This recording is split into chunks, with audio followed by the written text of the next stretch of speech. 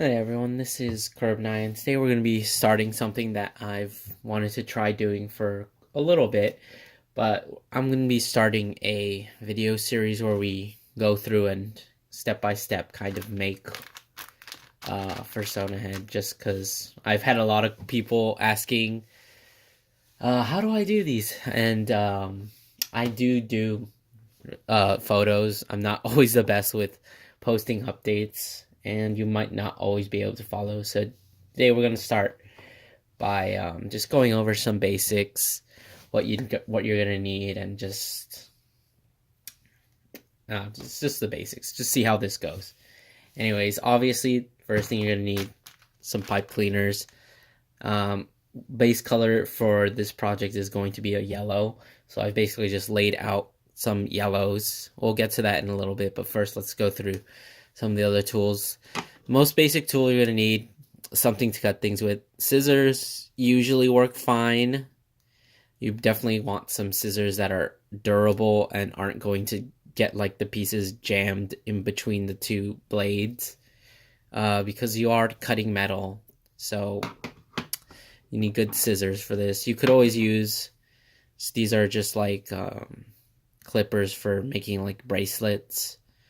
I use them for cutting out gunpla, but it works. Or you could always just use wire cutters. Wire cutters would just snip through it like it's butter.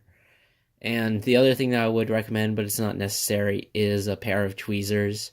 Preferably something with a grip. Probably not something like this. I mean, this will work, but I prefer to be a lot closer to the action with something like this, and then the grip makes it a lot easier to just like pull things. And we'll see when we use them. Anyways, back to our color. The base is going to be a yellow. As you can see, I have the different shades of yellow. We have a really bright yellow here. I usually call this like spring yellow. We have a little bit darker yellow. It's almost the same color, but it's just slightly darker. You have a standard, just like mustard, not quite mustard yellow. That would be more over here, but just like your standard bright yellow or just darker yellow. You have your standard, just bright yellow, the mustard yellow, and then just like this really orangey yellow. So for this project, I'm going to be using just like our standard yellow because I think that's going to be the closest match to what we're going for. And the other color that we're going to be using are some shades of blue. So let me just move that aside. It can be difficult to color match sometimes just because you don't always have the greatest selection. I would recommend going to just like various hobby stores because they don't always have the same brands. And you can also find different colors, but there are some standard colors that are typically the same no matter what store you go to. So looking at the blues, you got like your standard light blue, and then this is just like kind of a cerulean, but not quite. It's a bit darker than it is.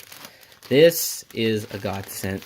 Michaels carries Cretology, and they have a few colors that are just, they have like various shades. I think this one is actually just one of the colors there.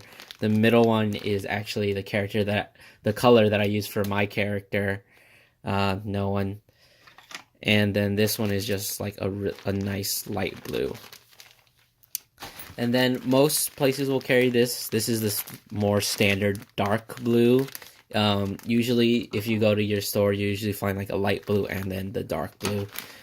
For this project, I think we're going to be using the dark blue as well as the light blue. So with that, we have our three main colors that we're going to be using for this project. Hopefully I have enough. I think I should, but if I need more, I'll just go out and buy some more. And that's going to end this video on just starting out. So I will see you guys in the next part.